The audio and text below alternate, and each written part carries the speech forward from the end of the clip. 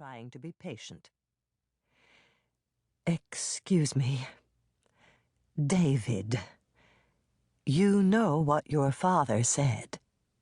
"Tell him we came and it was too crowded." She made a thin, wincing smile. "I don't think so." He looked at her.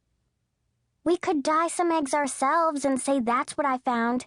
I'll dye them. You won't have to do a thing." She closed her eyes, smiled painfully, shook her head. David kicked the door and got out. His father had told him to go, but he hadn't said anything about sticking to his grandmother. So he walked fast, zipping ahead of her. He knew she couldn't catch up. He walked past the sliding board and merry-go-round and the tables and benches and grills in the picnic area. And he did something that he often did at times like this. He pretended. He pretended he was doing this for his mother.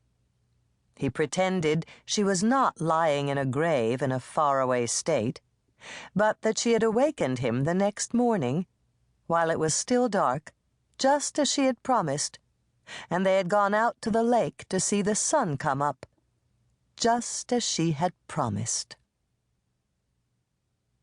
Chapter 2. Still groggy with sleep, Primrose fumbled for the curtain and pushed it aside. At first she thought she was seeing the morning sun. Then she realized it was not the sun after all. It was an egg, dried and splattered upon the window. Then she remembered the thumps in the night, half heard as she lay sleeping. She wasn't surprised. They had egged the other place, too. She knew that sooner or later her new place would be discovered. She didn't care. Let them throw a farm full of eggs. They weren't going to stop her from having a room of her own. She closed the curtain. She flung off the sheet and got up, and banged her head. "Ow!" she squawked, plopping back down. She kept forgetting the low ceiling. No matter. It was worth the crouching and duck-walking and occasional bump on her head. She sat cross-legged on the bedroll. She looked around. Curtains, beanbag chair, two-drawer dresser, her dad's picture, makeup tray, the neat stack of House Beautifuls, her sneakers side by side on the floor, just like anybody's. Sure, there was plenty more to do, like maybe a poster for the ceiling, but it was a good start. She grinned. She giggled. She pressed her fists into her chest. She whispered up the scale to a squeal. "A room of my own." She stared down at the bare knees protruding from her red-hemmed nightshirt. Last night was the third time she had slept here, but only the first in her nightshirt. You can't say a room is yours till you've slept in it in your nightshirt. That's what made last night so special. She giggled again. For a good 10 minutes she sat there, grinning, soaking it in. At last she folded the sheet, rolled up the bed, got dressed, and went outside. The white of the egg sun had slimed and dried down to the door handle.